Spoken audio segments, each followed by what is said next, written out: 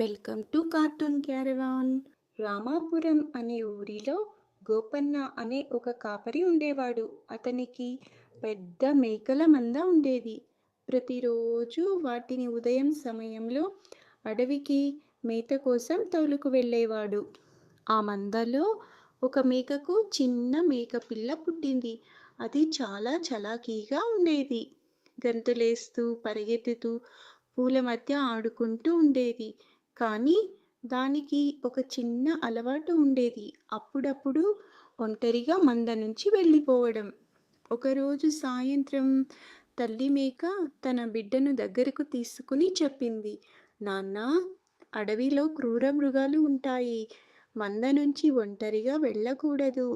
ఏదైనా జరిగితే నేను నిన్ను కాపాడలేను అని అంది. అప్పుడు మేకపిల్ల చిన్నగా నవ్వి, అమ్మా, నువ్వు చిన్నప్పుడు ఆడుకోలేదా?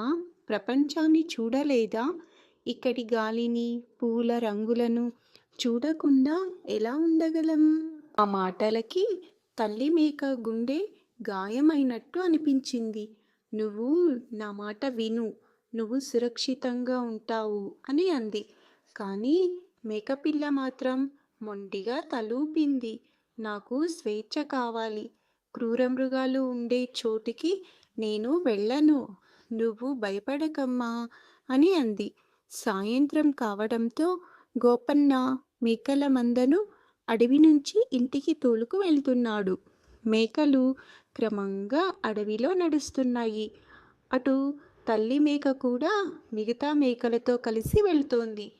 ఇదే అదునుగా మేకపిల్ల తన కలల ప్రపంచాన్ని చూడాలని నిర్ణయించుకుంది. తన తల్లి దృష్టి మిగతా మంద మీద ఉండగా మేకపిల్ల ఒక చెట్టు చాటున దాక్కుంది. గోపన్న మేకలు ముందుకు సాగిపోతుండగా మేకపిల్ల గబుక్కున అడవిలోకి పరిగెత్తింది. మేకపిల్ల, ఆహా, ఎంత అందమైన ప్రపంచం అని మేకపిల్ల ఆనందంతో గెంతులేసింది. ఇదే నిజమైన స్వేచ్ఛ అని అనుకొని పచ్చిక బయళ్ళ మధ్య పరిగెత్తింది. ఒక చిన్న గుట్ట పైకి ఎక్కింది. సూర్యుడు అస్తమిస్తున్నాడు. నెమ్మదిగా చీకటి కమ్ముకొస్తోంది. చుట్టూ నిశ్శబ్దం అలుముకుంది. మేకపిల్ల అటు ఇటు చూసింది. మేకల మంద దగ్గరలో ఎక్కడా కనిపించలేదు.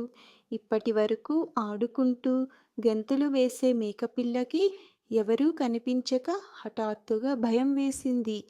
అదే సమయంలో ఓ పులి ఆకలితో పచ్చికలో దాక్కొని ఉంది. మేకపిల్ల పొదల్లో పులిని చూసి భయపడి పరిగెత్తడం మొదలుపెట్టింది. అప్పుడు పులి, ఈరోజు నాకు మంచి ఆహారం దొరికిందని మేకపిల్ల వెనకే పరిగెత్తింది. మేకపిల్ల పరిగెడుతూ తన తల్లి చెప్పిన మాటలు తలుచుకొని ఏడుస్తూ అమ్మా, అమ్మా అని అరవసాగింది. కానీ తల్లి మేక దగ్గరలో ఎక్కడా లేదు. చివరికి పులి మేకపిల్లపైకి ఒక్కసారిగా దూకి పొదల్లోకి లాక్కొని వెళ్ళి ఆరగించింది. తల్లి మేక మందలో తన పిల్ల లేదని గమనించింది. నాన్నా, ఎక్కడున్నావు? నా మాట వినకుండా ఎక్కడికి వెళ్ళావు అని ఏడుస్తూ చుట్టూ వెతికింది. ఎక్కడా కనిపించకపోయేసరికి బాధతో కృంగిపోయింది. ఈ కథ నీతి ఏమిటంటే, పెద్దలు చెప్పే మాటలు అర్థం చేసుకుని వినాలి. వాళ్ళు మన స్వేచ్ఛను అడ్డుకోవడం లేదు, మన సురక్షితమైన భవిష్యత్తు స్పాయిల్ అవ్వకూడదని చెప్తారు. మేకపిల్లలా మనము బలి కాకుండా ఉండాలంటే మన పేరెంట్స్ మాటను వినాలి. మీకు ఈ కథ నచ్చినట్లయితే లైక్ చేయండి, షేర్ చేయండి, సబ్స్క్రైబ్ చేయండి. Thank you for watching.